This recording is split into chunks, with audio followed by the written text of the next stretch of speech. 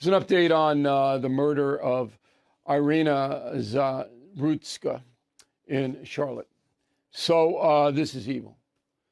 This woman comes here, 23 years old, wants a better life, understands that you can get a better life in USA than you have in Ukraine. And she's murdered by a 34-year-old schizophrenic who should have never been out on the street because progressive policies do not want to punish people who are dangerous. And that is the truth. That is the absolute truth. So the judge who really allowed this killer to take Iryna's life is named Teresa Stokes. Okay? Now, Stokes knew because Brown had been arrested 14 times. All right, there's Stokes. All right? Now, she knew he was dangerous. She knew he was a nut. He was actually saying that something was controlling his body to the police. She had all this testimony. She let the man out. Blood on her hands.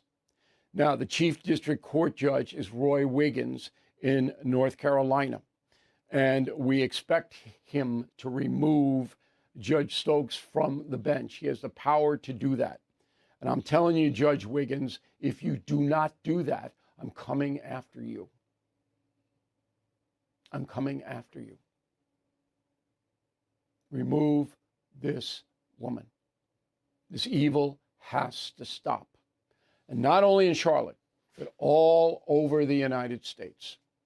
Judges have to be removed. On notice, Judge Wiggins, I don't want to be disrespectful, but on notice. Media coverage. So Iryna was killed on Friday, August 22nd.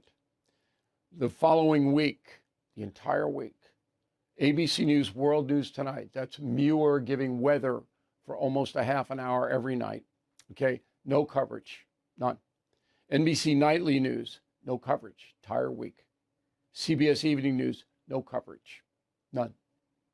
Didn't want to touch it because a black man killed a white woman. That's why the network news ignored the story. So White House Press Secretary Caroline Leavitt had something to say about that. Go. This is madness. This monster should have been locked up, and Iryna should still be alive. But Democrat politicians, liberal judges, and weak prosecutors would rather virtue signal than lock up criminals and protect their communities. And perhaps most shamefully of all, the majority of the media, many outlets in this room, decided that her murder was not worth reporting on originally because it does not fit a preferred narrative. Absolutely true. And that's how corrupt the U.S. media is. And that goes along with coverage of Putin, coverage of capitalism.